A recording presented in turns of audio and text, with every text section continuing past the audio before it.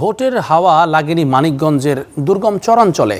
গণভোট সম্পর্কে ধারণা আরও কম বেশিরভাগ মানুষের, যদিও প্রশাসনের দাবি প্রচারণা চলছে।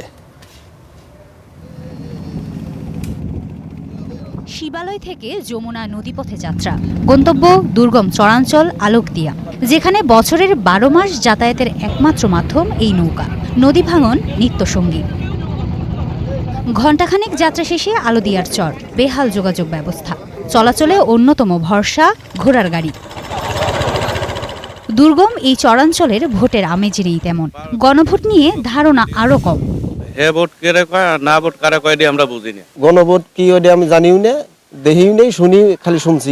আমরা হলাম কৃষক মানুষ, খেটে খাওয়া মানুষ, আমরা এই সম্বন্ধে তো জানি না হ্যাঁ ভোট বা না ভোট। যমুনা নদী ঘেরা আরও 3 চরাঞ্চল দৌলতপুরে, সেখানেও একই অবস্থা। হরিরামপুরের পদ্মা নদী বেষ্টিত 5টি চরের মানুষেরও ধারণা কম গণভোট নিয়ে। দেশে যে হ্যাঁ না ভোট আইছে এটা সম্বন্ধে তো আসলে আমরা কোনো কিছু জানি না, যে কেমনে ভোট দিতে হইব, কেমনে কি, এগুলো আমাদের ভিতরে আমাকে জানা নাই। যে গণভোট কি আমরা এটা বুঝি না। আমরা যে জাতীয় নির্বাচন এটা আমরা বুঝি, এটা শুনছি, এবং আমরা জাতীয় নির্বাচনে ভোট দিতে যাব।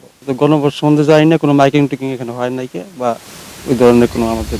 এবার একই দিনে হবে সংসদ নির্বাচন ও গণভোট। এ বিষয়ে নানাভাবে প্রচারণা চলছে বলে দাবি স্থানীয় প্রশাসনের। আমরা মানুষের দোরগোড়ায় পৌঁছে যাওয়ার চেষ্টা করছি। চরাঞ্চলগুলোতে আমি নিজে পুলিশ সুপার মহোদয়কে নিয়ে যাচ্ছি, আমাদের অতিরিক্ত জেলা প্রশাসকরা যাচ্ছেন, তাছাড়া বিভিন্ন সরকারি কর্মকর্তা যারা আছেন, আমাদের রুট লেভেলে যারা কাজ করেন, তারা চেষ্টা করে যাচ্ছে।